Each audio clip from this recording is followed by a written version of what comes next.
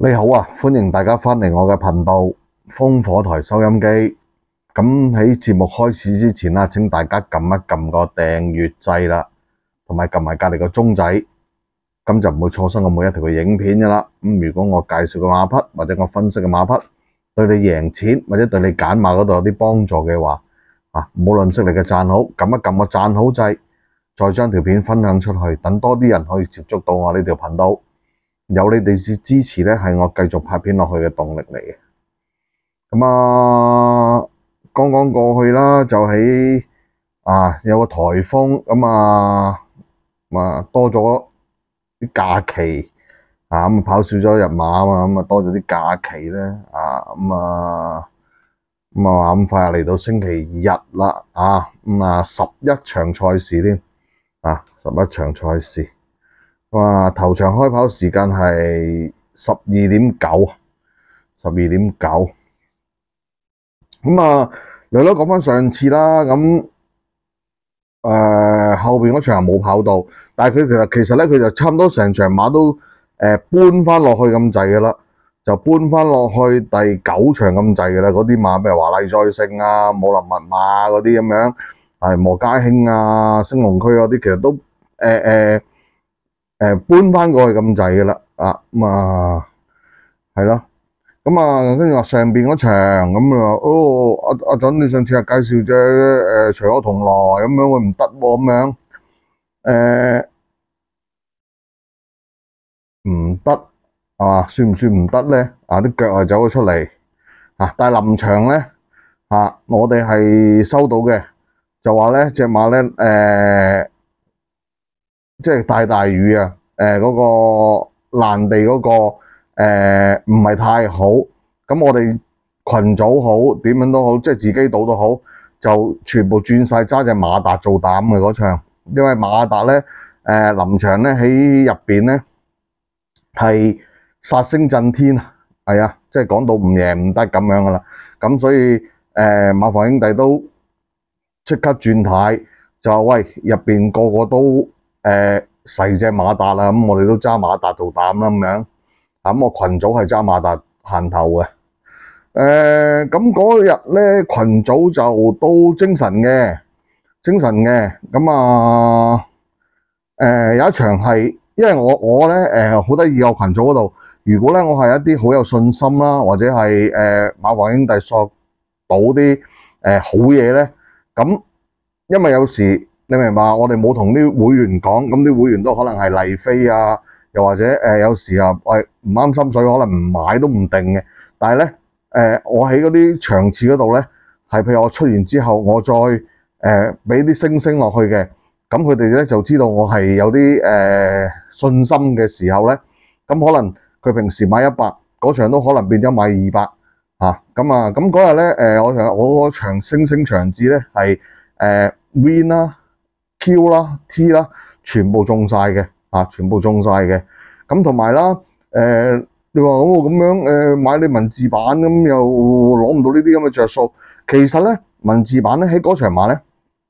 因為咧我已經連續3期賽事，因為有時咧有啲咧係我哋聽到嘅，但係咧就比較亂即係可能譬如話只係得一隻係叫做較為肯定，但係啲配腳嗰啲譬如比較亂嘅時候咧，咁我哋就喺嗰份文字版嗰度咧，我直情係會喺嗰場馬嗰度就咁貼一隻咯，咁喺已經係連續3期賽事啦。嗱，今期就冇嘅，今期嘅文字版咧就冇呢啲一隻嘅，就全部我都係有4隻咁樣嘅。但係咧就對上3期賽事啦，都有呢啲場次出現嘅，係一場馬我提供一隻嘅啫。咁但係我提供一隻嗰個命中率又非常之高好似連續3期我提供嘅都中，而唔係話好乏味嘅賠率，唔係好乏味嘅咁，同埋亦都有好多我自己擺頭嘅馬咧，喺嗰個文字版嗰度咧都可以順利贏得出嘅，而係有賠率嘅我自己即係嗰啲文字版嘅觀眾應該好清楚我講緊乜。咁好啦，希望可以繼續幫到大家贏錢，呢個真係阿準嘅目標啦，目標啦，咁希望可以今季可以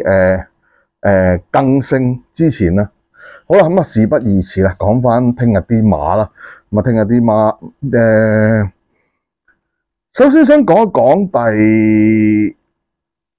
七場啦，咁啊熱就熱噶啦。咁首先都要講翻隻潘頓，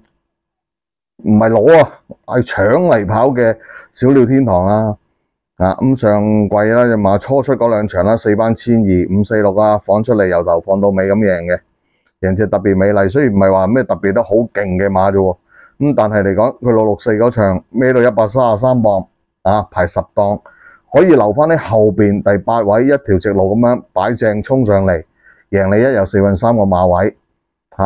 即係話雖又係贏啲咩海南寶啊、快樂高球，都唔算話一啲超級突出嘅馬，但係嚟講以一隻3歲馬孭到133磅有咁嘅贏馬姿態咧，我自己個人認為咧十分之唔錯，亦都係收貨噶啦。咁再睇翻啦，746嗰場，咁我自己個人認為啦，嗰場馬嚟講咧係對前領馬係比較有優勢嘅。咁無可否認啦，霍雲星嗰場馬嚟講，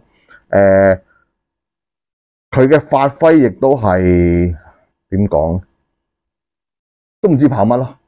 佢嘅發揮，我只可以話俾佢嘅評語就係唔知跑乜咯，不知所謂。咁去到837嗰場啦，咁我嘅評價又係4個字咯，奸有奸輸，輸咗場2.3，即係嗰個霍雲星係嘛，輸場2.3，咁又點？換嚟嘅3.0咯，多7蚊雞咯，咁最終咧喺個最後直路嗰度左塞右塞即係我唔知道大家有冇睇過啦。同埋大家咧可能會有個錯覺，就係覺得咦嗰隻星月飛雲咧，好似喺隻小鳥天堂後邊咁樣衝贏佢。呢個係一個錯覺咯，我只可以咁講。阿準可以話俾大家聽，呢個係錯覺。只不過咧係隻星月飛雲咧，佢係一條氣長驅直進，冇遮冇擋咁樣衝贏。而隻小鳥天堂係不斷俾人阻，翻嚟係僅輸個短頭俾你星月飛雲。加上大家要知道，星月飛雲咧係有分起手嘅馬嚟噶，所以呢隻小鳥天堂可以咁樣阻到咁樣啦，喺咁冇位嘅情況之下，可以咁樣湧翻上嚟，而僅輸個短頭俾你嘅星月飛雲咧，而贏到隻魅力寶區咧，我自己睇到呢隻馬咧喺呢個837場次咧，睇到呢隻馬已經係更進一步，即係呢隻小鳥天堂嗰個各方面嘅心態，各方面已經係更進一步。咁嗰場嚟講，幕後選手就一定噶啦。咁睇翻隻馬啦，暑假試嘅集9月16號唔同你講咁多，亦都唔同你搞咁多換上潘頓咁課閘佢係跟你前邊嘅，一鬆就有噶啦咁隻馬以我目測喺過咗個暑假之後咧，隻馬係更加長成嘅，臉口成隻馬咧脹晒壯晒。我只可以同大家講，聽日如果呢隻馬要輸呢隻馬咧我自己會認為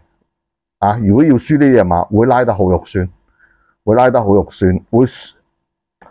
即係會噓聲四起咯，會係輸得好肉酸先可以輸得到呢隻馬咁但係呢啲嘢，潘頓係能人所不能嘅，入直路企起身望望隻腳都可以搞掂你噶啦咁但係如果呢隻馬要輸嘅，我相信聽日係幾肉酸嘅會輸得。咁即係睇下係咪咁無法無天咯？係咪可以真係咁樣趌高望兩下就係啦，幫啲馬孭飛咁樣望兩下就收手咁樣咯？係咪真係咁無法無天咯？同埋呢隻馬，我唔知道要拉多幾多場先可以換到有3-4倍咯。講真，係嘛？即係定係喂丁仔一心開咗齋先啦，係咪先？開咗齋先啦。即係我自己，你話兩者嚟講咧，咁我個人咧係我自己個人認為咧係相信咧，練馬師想贏馬開齋，減少咗個壓力先嘅。我自己認為。咁畢竟呢隻馬講真啦，喺3班嗰度點樣搞？你拉幾多場都唔會好分得去邊噶啦，係啊。所以第一隻我會揀呢隻狀態好、騎師好、檔位好、質素亦都係好嘅小鳥天堂行流咯。咁啊，第一隻配腳咧，我就會揀翻頭先都有提過嘅魅力寶區啦。咁佢嗰個837嗰場輸俾小鳥天堂，佢擺咗喺前邊，喺冇乜點樣發揮錯嘅情況下，都要輸俾呢隻小鳥天堂同埋隻星雲飛月。咁我睇唔到佢呢一場點樣可以反先，但係喺嗰場嚟講，佢都已經係算係跑得十分之唔錯。但係今場嘅對手其實同嗰場咧係好接近啊，即係嗰個形勢各方面都係好接近。咁今次佢有個二檔啦，咁加上咧隻馬咧喺今季啦已經熱身咗一場啦，喺027場次嗰度泥地1002後上衝上嚟走入一隻第4，唔差喎，唔差喎，20幾倍咁樣11檔咁樣衝上嚟，即係有板有眼喎，唔太差喎嚇。喺當日呢條跑道完全唔嚟追嘅情況之下，可以咁樣走翻一隻，因為講真嗰場係大利前置啦，咁所以隻包裝先可以夠薑咁樣話臨尾打咁多錢落去係嘛，嚟去搏馬啦就係買佢一樣嘅，放得出就喺度咁但而佢可以咁樣走到入嚟咧，我覺得唔錯加上蔡約翰嘅馬跑完一場理應係會比之前更加好咁呢隻配腳我自己揀咗先啦。咁再揀咧，我會揀隻狀態好好啊。我覺得佢都係爭腳嘅啫。呢隻馬都係難啲出頭嘅風雲武士啦。閘試好晒噶啦，狀態嚟講一定係9分以上噶啦。但係隻馬嚟到3班135磅咧，跑沙田加上就我自己就覺得佢講唔上話有啲咩嘅優勢啦。點稱？我自己都睇唔到佢可以讓到隻小鳥天堂10磅啦，即係點稱我都睇唔到咁3、4重彩QT 腳我會拖埋佢咯。咁最後一隻咧，其實有幾隻馬咧，我自己都有睇過魅影歌飛佛亮老窩光年情長其實呢啲馬我都有睇過。咁光年情長始終都係同啲新馬跑啦，加上今期12檔啦，我自己就唔睇住噶啦咁佛亮老窩一再喺快活谷跑得，我自己認為係唔算吸引噶咁喺我自己認為又係冇乜分頭嘅情況之下咧，我呢隻我又係唔會搞佢啦。咁反而咧，我自己會留意住一隻有分頭而有啲質素嘅99維星。咁點解會揀呢隻初出馬咧？咁樣仲要11檔係嘛？咁呢隻馬嚟講咧，神貨一再顯示俾我睇到咧，佢都表現到佢係有鬥心嘅，佢係顯露到佢嘅鬥心出嚟。外地嘅戰績兩邊一 Q 都係做好晒嘢嚟嘅雖然唔係話喺啲咩大馬場嗰度嚟贏，但係初出1200留喺後邊一衝過晒，第二場1200拉出嚟。雖然話對手唔係好強，但係佢追馬佢係追唔到，但係都跑翻個第2。佢嗰份鬥心係又係顯露到即係顯露到出嚟。咁最後嗰場末段一個閘位出咗頭之後，就可以帶到係有啲韌力嘅。咁我相信呢隻馬係有啲實力嘅，可以咁講係有啲實力嘅。同埋咧神操都覺得佢開始上力噶啦。咁我自己認為，喂，今場而家睇落去有成20幾30倍，呢隻冷門我自己會較為睇好啲咧。同埋大家咧，亦都可以抹低啦。即係以我嘅經驗嚟講，呢隻馬咧紮場應該會更加好會有用途嘅呢隻馬如果轉場嘅話咧，大家可以留意下呢隻99維星所以今場我自己嘅推介咧係4號小鳥天堂膽啦。拖2號啦，魅力寶區1號啦，風雲武士啦，咁3、4重彩腳啦，就撚埋隻冷門嘅99維星。咁以上係第7場嘅推介。咁好啦，再嚟同大家講嘅咧，就係講一講第10場。第10場，如果今場大家相信步速嘅話咧，咁呢場大家可以繼續買翻隻2，繼續可以買翻隻2，同樣美麗嚇。咁點解咧？咁樣係嘛？咁睇翻啦，今場馬擺喺前邊走嘅馬咧唔多，合夥飛馳啦，南區之星啦，同樣美麗啦，係嘛？最多數埋你隻確好勁係呢幾隻噶啦，冇噶啦。咁假設如果真係咁嘅話咧，你慢我慢咧，就會做出一個好慢嘅步速翻嚟嘅。咁隻同樣美麗咧，我自己認為佢只會再賺一次嘅啫。隻馬越贏越好分，越贏越好分如果聽日繼續係有啲分頭嘅話咧，QT 膽唔怕揸佢膽。講真，咁始終佢擺喺前面一定係賺到個步速噶啦。即係強如咩太太精神啊、穿甲戰鷹啊、進步咗嘅咩佳應巨星啊嗰啲馬咁樣，都係追佢唔到啊！俾佢走順咗嘅時候，真係追佢唔到啊！咁當然嚟講，今場咧又要比上一場啦，孭重咗9磅啦，但係佢始終係着數咗個步速，同埋咧喺之前咧係我自己認為佢係減過龍嘅。我自己覺得佢係減分咧，係減過咗龍嗰啲嘢嘛。咁咧就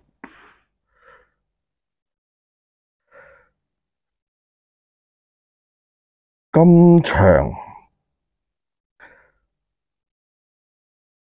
我仲會即係我自己個人睇好啦，睇好隻即係睇好少少隻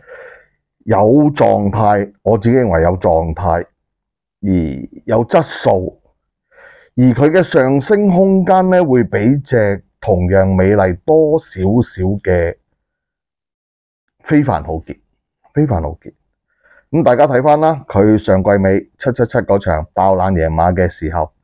佢可以喺一個蝕步速嘅情況之下，可以咁樣追贏翻你隻綠野飛馳。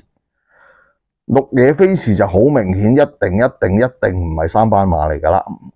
我讓你3磅可以喺後邊咁樣衝上嚟過到你，即係我睇佢仲有呢隻馬，我睇佢仲有一個空間進步。佢經過咗個暑假，佢有啲進步，但係我相信佢係仲有一個進步空間喺度。9月16號啦，佢都係同埋小鳥天狼嗰課集嗰度，有試咗噶啦，試咗嘢，做咗嘢喺度嘅。隻馬一路比嘅時候咧，佢一路比佢有反應嗰一刻咧，班德利就即刻撳翻住，即刻收，唔想俾啲人睇到。咁加埋我睇埋個神貨啦，隻馬而家咧8成半狀態有噶啦。今場我自己認為2、3都係好嘅，我都未定揸到咩膽，睇下前面啲場次究竟係嚟咩先啦，或者睇下收到啲咩臨場收到啲咩嘢先咧。咁再揀嚟講咧，就揀翻隻上場叫做跑得勉強合格嘅穿甲戰鷹，即係希望佢熱咗身之後會好啲啦。咁其實上場佢都唔夠太太精神衝，咁我自己都係希望佢跑咗場熱身咗之後會好啲咧。咁最後我就會揀埋隻太太精神啦，呢隻馬已經係一而再喺後邊咁樣衝上嚟而衝得唔錯。咁今場檔位咁佢又比較差少少啦，所以我會擺佢後一格啦。即係加上佢自己嗰個檔位同埋個跑法啦，因為我頭先都講咗呢個係一場我相信係冇乜步速嘅賽事，係會對佢唔係太有利嘅情況之下，我就好難見到佢可以反先到隻同樣美麗。其實咁如果啦，大家有啲取捨啦，如果去到臨場真係睇到前面嘅賽事一路都係大利放流嘅話，大家咪可以即係取捨嘅，就係取捨咩咧？就喺59嗰度啦，59刪咁一隻換翻隻南區之星落去，因為呢隻南區之星咧，佢喺神貨咧同埋神操咧，佢都係十分之靚噶啦，操得。但係只不過嚟講咧，我自己認為呢隻馬咧喺評分咧好似咁上下嘢噶啦嚇。但係如果佢真係話跑到真係十分之利前嘅話咧，咁咪會稱翻高少少咯。咁有時就係呢度少少，嗰度又減少少，咁就係咁樣。咁所以今場嚟講咧，我自己嘅推介啦，我個人暫時嘅推介啦係3號馬啦，非凡豪傑啦，2號啦，同樣美麗啦，5號啦，穿甲戰鷹啦，9號啦，太太精神啦。咁如果係利前嘅話，大家喺5、9嗰度可以做一個取捨咧，睇下唔要隻5啊，定係唔要隻9啦，而加翻入隻7啊。咁呢個就係我第10場嘅推介啦。咁好啦，2場賽事同大家分享完畢啦。咁希望大家聽日贏錢啦，呢個最重要嘅。咁同埋係啦，如果邊啲朋友對文字版有興趣嘅，支持阿準嘅，亦可以睇翻我留言區個聯絡方法同我聯絡啦。咁如果譬如話，想收下啲臨場料嘅，或者同啲志同道合嘅朋友一齊玩下馬嘅賽馬日嘅時候，咁亦都可以睇翻我留言區聯絡方法，同我聯絡翻，睇下點樣可以加入翻我哋嘅群組，一齊去賭馬贏錢。OK， 咁好啦，咁今日都夜啦，我又要upload 條片，又要成，咁就暫時講到呢度先啦。咁下期再見啦，拜拜。